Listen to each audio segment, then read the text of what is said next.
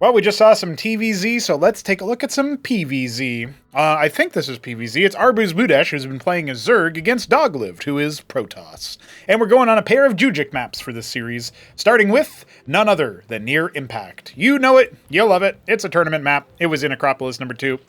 I actually can't remember if it was played in the Grand Finals, but it was played in a lot of other series, so check it out.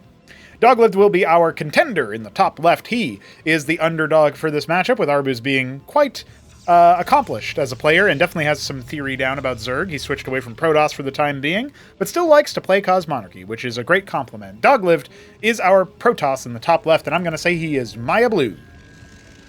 ArbuzBudesh, of course, being the... Normally he's just brown. Do I dare guess just brown for this color? Oh, sure. Brown Zerg in the bottom right. And look at that. I always think brown is like deeper, but that's because I'm used to looking at Zinwaldite brown, which is a very deep tone. Or, you know, Coyote brown for... the Night Fox is usually Coyote Brown. I would say that's more of a, what would you call it?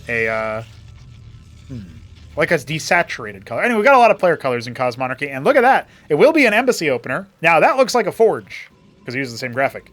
But it does a completely different thing. You don't need a tech requirement to make Wardens, the new photon cannon. So this is not like a Forge wall at the gate or whatever, which would already be kind of like at the ramp, right? That would be kind of weird for StarCraft 1 purposes. Normally people do Forge Fast Expand or whatever. And we do on this map have the mineral fields here to help you assist in tight walls that you can then, of course, deplete at your leisure.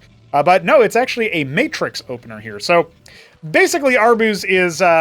he's the one game I catch his Zerg, and he's not 6-pooling. That's just a meme.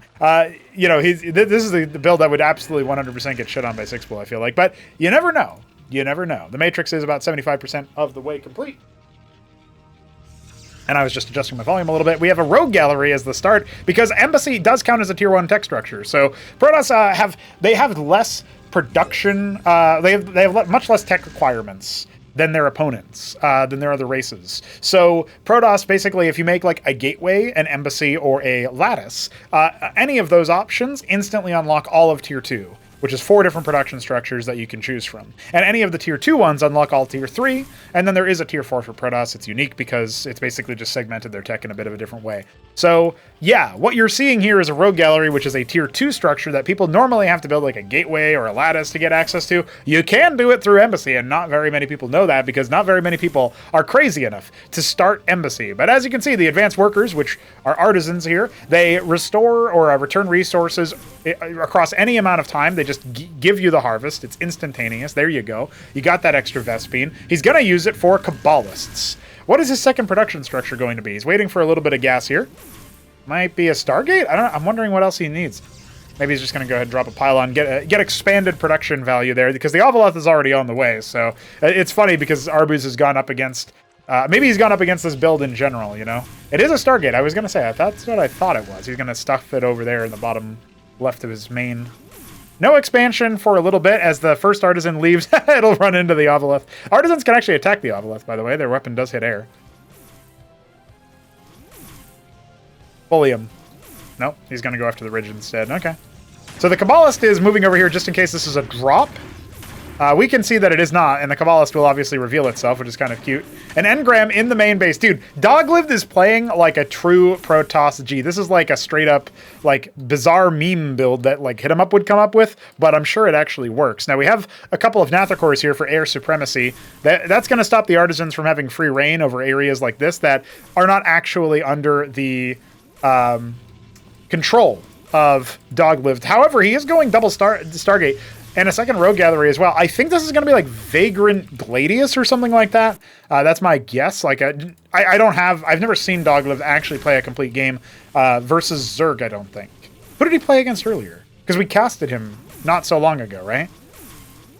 I remember remarking on that. Because people in the Nom Discord, the, what is it, Nation of Man or whatever? No, Nation of Mensk?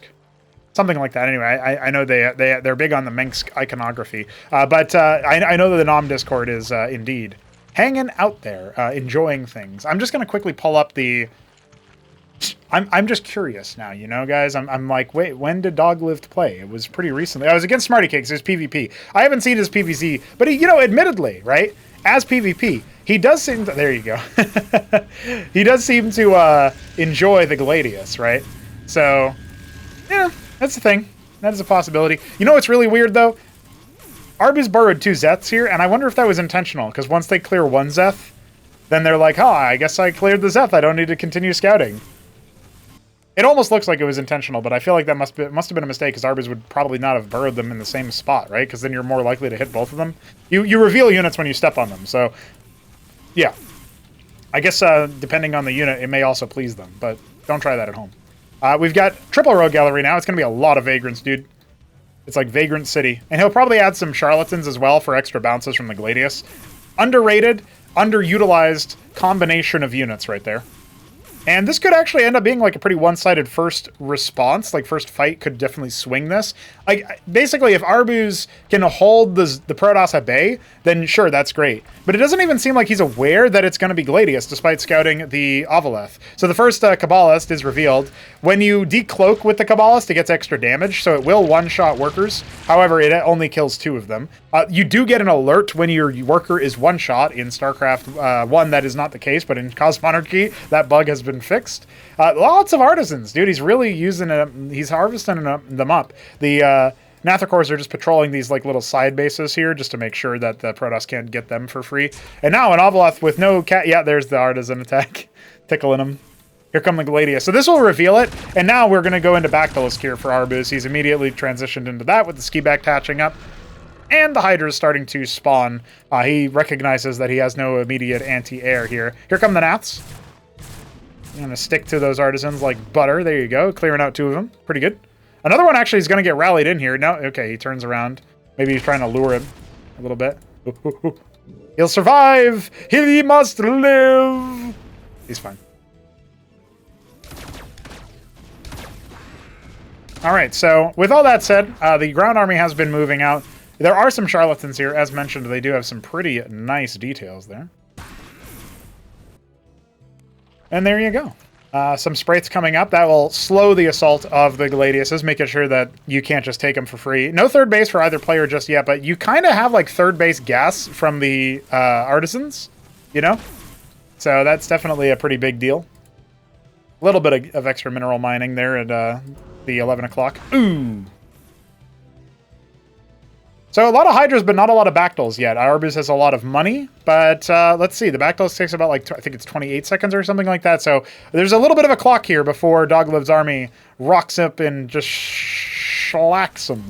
You know, that's what I was going to say. Yeah, I'm looking at this is like a potential, like, really one-sided fight, depending on how well these Gladiuses stay alive. Now, the Zeths have been discovered by the rallied scribes, which is very funny. The Vagrants alone can't really contend with this, and the Bactyls are going to go ahead and hatch. So this is going to be a situation where Arbuz, we're going to have to see how, I mean, he never really made this Kagrant into an anti-air structure. That's actually a big problem. He doesn't have enough sprites to counter this. Instead, Arbuz is going to dive onto the ground army and see what they can pick off. They are going to go ahead and clear some of the Vagrants, which do turn into shades after they die, but doesn't seem to be stopping Arbuz from chewing through their health bar. Oh, this poor charlatan, if it ends up getting focused down, that's going to be brutal. You know what? He doesn't realize it yet, but Arbuz could actually make a nice catch of the century here and clear out these Gladiuses, at least a little bit. Maybe he'll pick off one of them on the way out. Not quite. So we're up to 7 Gladiuses. Actually make that 9. Very, very powerful Gladius number, by the way. No Skithrakors are here to step on them, and then, yeah, the Artisans are going to go ahead and get stamped out of existence as well. I'm looking at I feel like this position is not bad versus the ground, but this air, if this attack goes long, Doglived is absolutely going to run away with it, and the Charlatans are really going to help that out as well. More units coming in from the southeast as Doglived charges forward with his ground army. You can see some of the Gladius is starting to fall, but it comes at a great cost, and the Bactylisks alone are not going to be enough to deal with the Gladius. They wipe the ground army. The Gladiuses are probably going to get a little bit worse for wear from this. You're going to be talking about going down to like 5, but that is all she wrote for the Zerg army. And now Arbuz is going to have to think about what to do next. He only traded the army. Normally that's good for Zerg if you're trading down your military because you can remax much faster. And he did whittle down the Gladius count a little bit. But we have a prostration stage coming that will give access to Pariah's very, very tanky unit that just kind of flies directly in the face of the Hydra and the Bactylisk for that matter. Now some of the Gladiuses are going to be revealed as the Hydra ball is discovered. He's going to make a dive onto it, see what he can do. Remember, the longer you fight underneath the Gladiuses, the more they're Infinibounce works. And no, oh, the burrow is actually not a bad shout there, but I still feel like this is hitting a little bit too fast, and he only snipes 2 of the 5 Gladiuses. He's got the Nats on standby. They are going to be able to see if they can charge forward, using the circuits as a distraction, but it's not really going to be enough. He snipes 1 of the Gladiuses. There's still 2, and there's still plenty of Vagrants, which is actually a pretty big problem with no Basilisks to help deal with that, and no Lakas for that matter. Just a little bit of mild harassment over there in the third base. The workers are going to go ahead and burrow. Nothing really stopping the Vagrants from just slowly chipping away at all of the defenses. And yeah, the Gladius handles the remorphing circuit. The spray taken up by the Vagrants. And now more are arriving. It looks like our underdog Doglived has found a magic sauce where Arbuz not able to punish the greed. And Doglived gets up to some interesting antics over there. All right. You know, that's a style we don't see every day. Now, there is one more game in this series, so I will gladly go ahead and jump into that, so stay tuned. Now, this map is going to be a little bit of a flashback, a little bit of a blast from the past. It is Old Scars, another map by Jujic. He made Near Impact, which we just played, and now we've got Doglived, the Maya Blue Protoss in the bottom left, against Arbuz, the Brown Zerg in the top right. So, different cardinal directions, right? Different, or rather, I forget what the term is for... When your cardinal is north, south, east, west, and then I don't know what the term is for like sub-cardinal, basically, but diagonal, you know, because there's like another one from that, which is like north, northeast, and northeast, east, or whatever. Anyway, all that being said, besides how you would describe this on a compass, you do have all 4 corners of, you know, combined the 2 maps have been represented by spawns, which is kind of cool. And also an entirely worthless piece of commentary, but I hope you guys enjoyed it anyway. It's going to be Kagrant, Pool Larvosk here for Arbuz, a very standard build. Wants to keep things standard. Doglived going back to something standard as well in this game. He will not be opening Embassy, instead going for that gateway. I do like the idea of remaining flexible with your build orders, depending on the map, of course. And Near Impact does seem like a good map for Artisans because of the fact that you can use them in the corners. That being said, I also think it's illustrative of how powerful Artisans can be that Doglived was able to get such an economic advantage so early, despite the fact that he did not leverage those other bases. A big part of it was that 9 o'clock gas that he was mining. That was never contributed to by Arbuz until essentially the Gladius stack was too high. And that first fight, I talked about it, that could be really, really swingy if the economies are so unequal when it comes to gas. That can absolutely really take people by surprise. And another thing, there's going to be a TVZ, a newbie game coming out tomorrow, and you know, one of the things that I say in that cast is that when you're playing a bit of a non-standard strategy and you already don't know all the strategies available to you and to your opponent, that can be doubly confusing. I don't know how often Arbuz has played against that strategy, but I guarantee you that's one of those things that would confuse a few people, you know, in general. So I figured I would just throw that out there as like a little piece of commentary that is an idea that's been on my mind for a bit now. So the Zealot is going to be overwhelmed by Zets, an attempted surround here for Arbuz, but he doesn't want to spend all his APM on this, mind you. He does have workers going back in. His camera pans back home as he rallies his more workers, queues up a few more. He does have an Ovaleth for the scouting. On this map, it's pretty open to drops, maybe a bit more so than Near Impact, because you can actually stand here, for example, all the way near, I guess you could argue like 7 o'clock-ish, 6.5 or whatever, and that definitely allows you to like ferry units over a little bit easier, whereas there's not really a similar pass. Now, we are going to see a bit of an attempted pylon snipe, but it comes just at the same time that an extra Zealot pops out. So even though he kills one pylon, it's not really the end of the world. He doesn't have a timing attack coming from this. And that Zealot makes it all the way into the base, clears a Zethricore and a Droleth. So it could have been better on the anti-worker job, but still, sowing discord. I think you losing a worker as Zerg is more impactful than you losing a pylon as Protoss, even though the pylon is more expensive. But of course, it's conditional. If that pylon, was defending, powering structures, and then, you're coming in, descending upon them with a bunch of other Zerg units, that's one thing. But in this particular situation, I actually think it's worse for Arbuz to lose that worker. Not the end of the world. I'm not saying he's going to lose this game. But Doglived does like his Grand Library strategies, you know? He is a pretty big fan. He's got the Amaranth out. The Amaranth is, like, it's a flower that, which is pretty funny because we have this meme going on that Protoss are plants. But the Amaranth also is, like, the word means, like, undying or immortal. And it's pretty fitting for the Protoss to have that because not only does the Amaranth boast some pretty nice survivability all on its own, it also restores a portion of its shields equal to damage dealt. So for every time it takes 16 points of shields, it will heal all that back up as long as it's fighting an enemy with 1 or less armor. So yeah, it's definitely something that can hold its own in the fight, and as you can see, it's pretty mobile. It's going to link up with the rest of the units, including some Ecclesiasts that will support the shield regeneration of the rest of the Protoss, and that's going to allow them to double tap a few of these bad boys.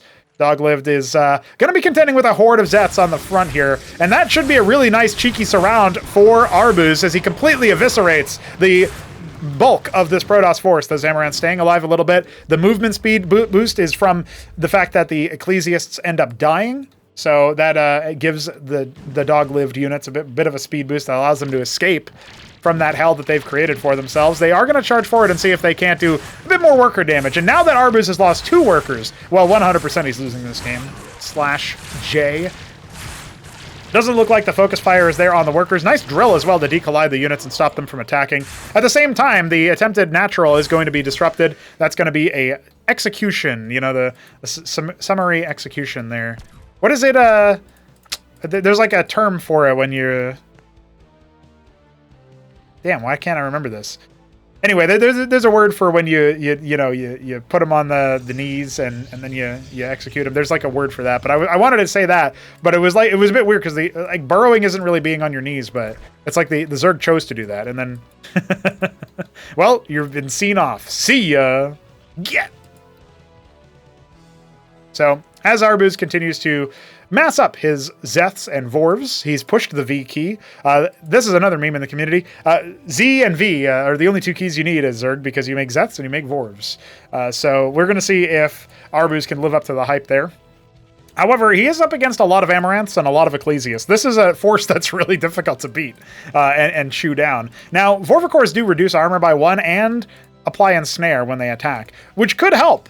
But, you know, that's obviously going to slow the attack speed of the Amaranth or the Ecclesiast. The Ecclesiast restores shields near its target. And the Amaranth is going to obviously be somewhat self-sufficient. So let's see how powerful these Amaranths end up being, as they are indeed being pretty much fully surrounded. No crowd control here. But I think Doglived is still going to be able to do something in this position. He's got a couple of Ecclesiasts that could get surrounded instead. It does look like Arbuz is just going to go in to the main base. We already have a preemptive drill. Everything being powered by this one pylon as an embassy is about halfway done warping in, but yeah, you can see here Arbuz is not able to find too much purchase with these units, and despite a little bit of worker like economic harassment by forcing a drill, it looks like Arbuz is just kind of back to the drawing board without too much to show for it. The Zorka Shroud on the way. He knows he's going to need some spread damage to clear out those Ecclesiasts. You could go that, you could go Bactylisk. Either way, I feel like there's a couple of options here for our Zerg player. And he does have this Ovaleth here that he could have maybe elevated those units back in, sniped the pylon, and gone to town on everything else. But maybe he feels like he needs all of his eggs in one basket as, yeah, Doglived is on the way to march across the map. A lot more Zeths this time around than Vorvs, which is probably good now that some of the Protoss army has been whittled down. I don't know. I mean, a Herald is on the way as well. That could be very, very impactful to swing fights. But the Artisan starting to supercharge the economy. Oh, that's a pretty nice surround there. Oh, it doesn't look like it's a full surround, though. Kind of getting beaten back here. A couple of Vorvs are being made at the same time, so there's a little bit of an awkward timing here for Doglived to attack into, where Arbuz is not at full strength, but here come the Vorvicors screaming towards the rest of this Protoss ball. Oh man, I'd level a Kizilisk right now, but it looks like he'll still be able to breach the defenses of the Protoss. God damn, where's that focus fire, homie? Oh no, he's not focusing. He did not focus fire almost anything there. All right, well, maybe not. Arbuz going for mass Zorius instead of any Lakis. That's actually going to maybe cost him here because he doesn't have any ability to stop the Amaranths and the Ecclesiasts from staying alive forever. Good God. I did recently find out, by the way, Arbuz is not Greek. It's a funny story. Maybe I'll share it at the end because, well, the end might be fast approaching. I mean, the Zorius are about to hatch. That'll help out a little bit, but I still struggle to feel like, okay, well, maybe with all the Zets he can do something. Let's see what happens. The Amaranth's all consolidated up top. Love to see some kind of flanking units coming from the south, but it's only Zorius, not exactly known for their DPS, and all the Zets have disappeared in a blink of an eye. Oh no, the Zorius are not going to be able to carry this fight. Despite all of the mass and snare, it is still too much. He's got Zets coming, but that's it. GG. And Arbuz, the not Greek, not Protoss for that matter, just dropped a second game to Doglived. Well, okay, so we're seeing some nice timings out of Doglived that most players don't opt for. And yes, I will share that story about Mr. ArbuzBudesh. This whole time, I thought he was Greek and he was living in Ukraine. But it turns out he's Ukrainian and living in Greece. So I found this out because he was like, what the hell is an ecclesiast? What does that word even mean? And he finds out that it's from Greek origin. And I'm like, how did you not know that? You're Greek. And he said, no. But Doglived just said no to him. So who's laughing now? Spoiler, it's me. And then it's you tomorrow, where we're going to have more Cosmonarchy action. So stay tuned for that, and we'll see you boys next time.